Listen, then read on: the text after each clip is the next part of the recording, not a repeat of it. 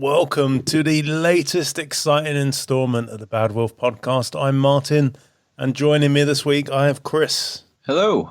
Now, for those of you who are new here, what I do is I scour the internet for negative reviews of Doctor Who, and then I put them to my co-hosts, who then have to guess what episode I'm talking about. And a lot of podcasts have started doing this now, Chris. Yeah, I've noticed that, yeah. But it's fine. And this time I am throwing in a red herring. One of these reviews is going to be for the movie Cats. Okay. Okay, so we're going to start off with this first one. It's a bit lengthy. So sit down, Chris. Get yourself comfortable. This one has it all. Terrible child acting. The main villain sounds like they're trying to do a poor impression of the boogeyman. The most predictable story on the planet. You can see where this is going from the first 15 seconds alone. Cheesy plot devices and MacGuffins galore. It's hilarious to think that the villain in this episode nearly captured everybody on the planet because of how ridiculous the concept is. And it was so terrible that I decided to write a review online, which I never, ever do. Good job. He sounds like he's never written one before. So it's child actors, and you worked it out from the first 15 seconds. Yeah. It's not Fear Her, is it?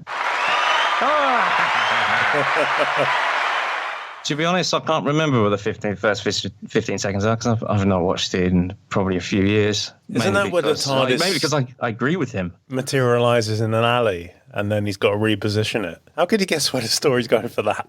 I don't know. I thought that was a bit later on. Usually, I thought that might be the bit of Chloe Webber or something at the beginning. I can't remember, but that bit with the TARDIS actually is the only decent bit in it. Yeah, I like that. It's All right, let's get on to the next one. Okay, this one's a simple one. Doctor Who and the Great Big Waste of Time. Oh, dear. I might need a hint of which area to look for this one. It's a Jodie Whittaker. Oh, well, that could be any of them, couldn't it? Oh, God. Was it a finale? It's not. Oh, okay. Sorry, just choked on my drink there. Hang on. I find that weird when people choke on the drink. I've choked on the drink, and I thought, this should be the one thing that doesn't choke. I don't choke. Yeah, I choked on the I will say this is series 12. Okay, so a recent one, Waste of Time. Okay, Waste of Time. God, it's like pick and choose, really, isn't it? Well, I thought the first two were all right. It's not one of the first two, is it? Spyfall? It's not those, no. No, I was going to say, because that one was all right. That one was good. That one actually convinced me, actually, this could be good. And then I was disappointed the week after. Forget the names of them, though. What, Praxis? No, but this one pissed a lot of people off and people called it preachy. Oh, it's Orphan, whatever the fuck it is, isn't it?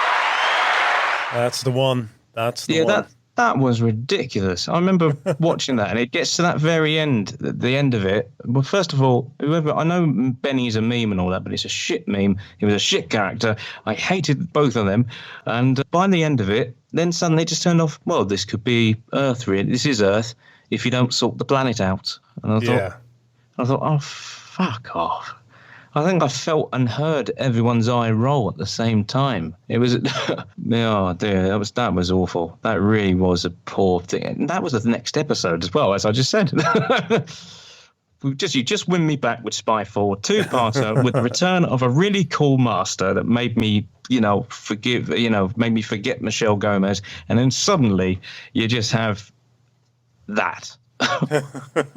All right, moving on. Dear BBC, this show needs to die. It's so bad, it's embarrassing. The BBC, and to a lesser extent Doctor Who, used to mean something, a marker of quality. But this series has been going downhill fast. You're meant to be premium broadcasters, yet you put out Nistros. Wet lesbians in space. How original. Well, certainly not cats. I was like hoping that was the cat. It's interesting. Was it about the wet lesbians in space? Wet lesbians in space. Lesbians in space. Right. Okay. Trying to think of every episode that's had a hint of lesbians in space. Yeah, I'm trying to think. Well, there was a 2 in the cat one, wasn't there? What was it? Gridlock. I don't think it's that. No. I will say it's a Peter Capaldi era. Oh, it's probably going to be Jenna Coleman and Maisie Williams, isn't it, at the end? It's not. It's not? No. Two lesbians in space? What other one could there be with two lesbians in space? Two wet lesbians in space. Wet lesbians in space? I would have thought I'd noticed something like that. I would have, like, perked up, you know? We sort of drifting off, and then suddenly, wet lesbian. Oh, Jesus. Just wakes the dad up in the room. Let me think. Oh, God. Jesus Christ. Oh, my God. I can't work it out. Is it in his last season? It is in his last season, yeah. Oh, God. Oh, hang on. Yeah, of course, I'm thinking of the obvious ones. I've just forgotten. The one who has to keep reminding us. Is it Dr. Falls or the first one, Pilot? How can I forget the one character who had to keep bringing it up every episode? Maybe that's because I've woken. I don't know. Well, hang on. Bill Potts was gay. How am I just learning this now? I don't know. I don't think it was obvious, really. Maybe we're that's the problem. You'd be telling me Danny Pink was a soldier next? Was he? I don't know. He's always ambiguous to his past. I'd say Jenna Coleman's character was, but I don't think even the writers knew what she was meant to be doing. Was she a teacher, an explorer, nanny? Babysitter? Frat is more like it, but... Let's move on. This episode exists. Just think about that. This episode exists. Someone at the BBC paid someone else to write this. People read it and then went, yeah. I've seen better episodes written on a toilet wall, but they were written in shit.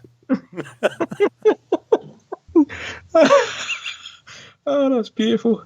Oh, God. I need a hint which Doctor. All right, it's a Jodie Whittaker one again, and it's Series 11. It's not the Conundrum one, is it? It's not, no. It's a Monument? Nope. What other ones were there? It's all blurs. What about the first one? It's not. This one had an object talking, and people kicked off about it. It's the one with the frog, isn't it? It's the one. It takes you away. It takes you away. Oh God, that was a bizarre one. The one where the dad locks his daughter in a cupboard, gaslights her just so he can go and have some reverse sex. I mean, we've all done that. I suppose in his sense, he says he's not really cheating. He's going to a mirror universe and sort of thing. But it's technically the same person, even though they're dead. Yeah. So it's not technically necrophilia either. All right, let's move on. Boring and hard to watch. I used to be a wholeheartedly Christian mother, and then I watched this and became an atheist. No loving God would put us on a planet with the likes of this. I'm going to guess this one's Cats. There are some things. Doctor Who doesn't necessarily turn you from God to atheism as such. It just basically makes you turn the channel, if anything. But Cats, I think, might be the one thing you just can't get out of your head. My partner watched it, and I sort of caught a little bit at lunch, but I think I must have got a reasonable bit.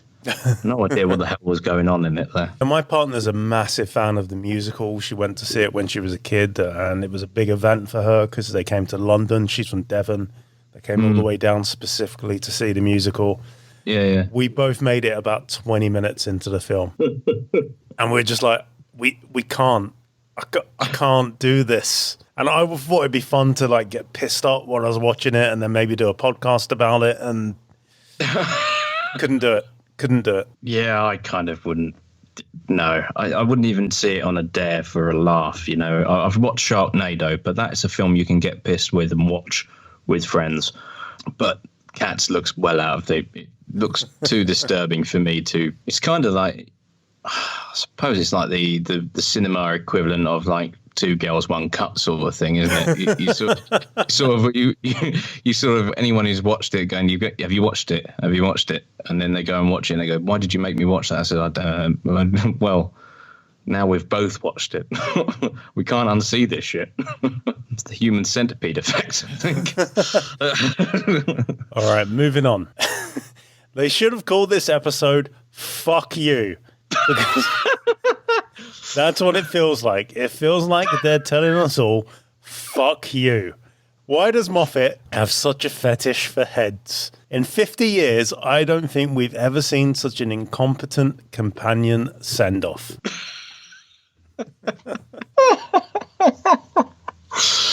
I love the opening. It's just strong, you know. It's just really you take notice of it. It's a brilliant title. I just want more reviews like that from Radio Times or something. Just fuck off.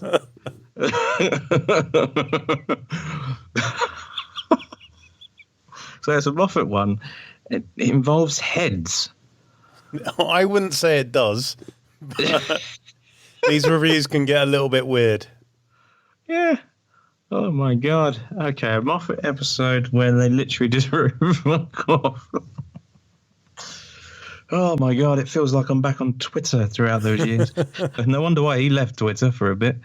Go on, give us a hint of whereabouts to look for this one. There's about 2 potentially doctors. I think this is in Series 7A. There's Amy and Rory. So it's a character send-off. It's got to be the Angels Take Manhattan then. Just fuck off.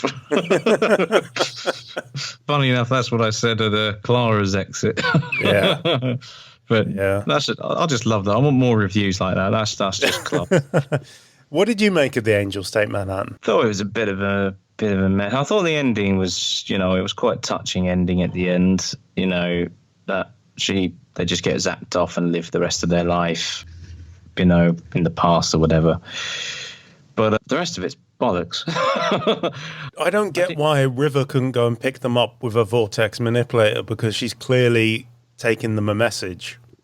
Because she says, right, I'll take this book to Amy and I'll get her to write a forward for you. It feels also very rushed as well. I didn't quite rate it at the time. Yeah. Shame really, because I actually thought that series started off with a good start. I liked Asylum with the Daleks. I liked, what was the second one? I even liked Dinosaurs in Spaceship. I'm not going to lie, that was just fun for me. It's not brilliant, but it felt fun. Like an RTD script we used to be. It wasn't meant to be taken seriously. I mean, it's called Dinosaurs in a Spaceship, for fuck's sake, It's like going to see a Transformers film and thinking I'm going to see something worthy of the Oscars. Watching Fast and Furious for acting quality, that sort of thing. It's meant to be enjoyed for the fun of it. It's not meant to be enjoyed as do you know what, this is a Citizen Kane of various things. The method acting is just on point. And I actually quite enjoyed the third one, A Town Called Mercy. I like that one. But then I watched the next one and the following two, and I was like, I don't know, it felt like they found their budget quite a bit in that season. It was like each one was like a film, almost. Yeah, absolutely. All right, let's move on. This is just a remake of the Kim Cattrall film Mannequin from 1987. Is every episode of the new series just going to copy a classic Hollywood film, but with a blend of bad acting and storytelling? In parts, it felt like a BBC documentary series. I've never really watched Mannequin. Oh, no, it's a mannequin that comes to life, obviously. Yeah. Can't be an Auton one again, it? It's definitely an Auton one, yeah. Oh, it is? Yeah. Is it a classic one or one of the new ones? It's one of the new ones. I only picked new ones because they're easier to find reviews for. An Autumn one. Well, the only Autumn one was Rose, wasn't it? Which is a shame. I would have loved more. Yeah, I like Rose. I mean, that's the perfect way to reboot the series. Yeah. But it's the plot of Mannequin. I don't know. Jesus, I've never thought that while watching that. I've not seen Mannequin, but I'm sure Mannequin's a bit more lovey-dovey and whatnot about that, and sentimental than a big lava monster that used to be a squid. I mean, I've seen it, but I haven't seen it in about 30 years, so who knows? Oh, dear. Okay. All right, moving on. At this point, I genuinely don't know if Chibnall knows what he wants to do with the show he's been running for 3 years. Okay, so that puts a bit of perspective on it, doesn't it? Yeah, it's a Chibnall one. 2018, there was a gap, wasn't there? 2020, so 2021. It's got to be the last one, isn't it? Revolution of the Daleks. It was Revolution of the Daleks, yeah, which I thought was fine. It was all right. It just every now and again felt like it had to remind you it's not very good. It was like a good episode with really good visuals, because the visuals were stunning and so on. And that scene where she's confronting them in the sky in the TARDIS is beautiful to watch. But every now and again throughout the episode, which does progress quite well, it has to throw in things that just remind you, actually, Chibnall wrote this. But yeah, I actually agree with that review in a way. I'm still not sure what direction he wants to go in with it. All right, moving on. We've got 2 more left, so let's crack on. I've watched Doctor Who since 1985, and this is by far the worst writing, the worst acting, and the worst Doctor I have ever seen. I can't stand this guy. He's all, look at my hair. Move on, please. Hang on, he started in 1985 and he's complaining about the writing. How did you get through Trial of the Time Lord and Time of the Rani and think, do you know what, the writing in these new ones just... No. It doesn't live up. Doesn't live up. No. Well, it's got to be Tennant one, isn't it? With the hair? It's definitely a Tennant, yeah. Yeah, definitely a Tennant. Okay. Far into his tenure? No, not at all. New Earth. Only because people liked Christmas Invasion. Yeah, I love the Christmas Invasion. I remember watching New Earth and being like, oh, fuck, they've ruined it. All right, this is the last one. Okay. Doctor Who is stuck with god-awful writers right now, trying way too hard for emotions to be felt between characters coming and going. Filming a boring quick scene with sad music is not how you do it. The entire episode focused way too much on wrong things and ramming too many stupid emotional elements. It's Doctor Who, not Days of Our Lives. Right now, the Doctor's writers are that of Star Wars episodes 7, 8, and 9. Get rid of them and find its Mandalorian writers, so all hope is not completely lost for the future of Doctor Who. Okay, judging by the Mandalorian mention, is it a recent? So it must be one of the last season then. It's a Jodie Whittaker era. Yeah, it would be a Jodie Whittaker era, wouldn't it? Okay, so I'm trying to think what the main point was. Series 11? Yeah, I would say it could be considered Series 11. It's got to be. The pause was me trying to work out the title. I struggle to remember the titles of these episodes. I still don't know how to pronounce or even remember what the finale of Series 11 was meant to be. I can't remember. Ravcor's in the butt crack? I don't know. The Battle of... don't know. Who knows? All episode titles are made of impact. Yeah. All right, Chris, I am very aware of the time because you told me you've only got a little bit of time today. So... Yes, I've got to go and record an audiobook while my son is asleep.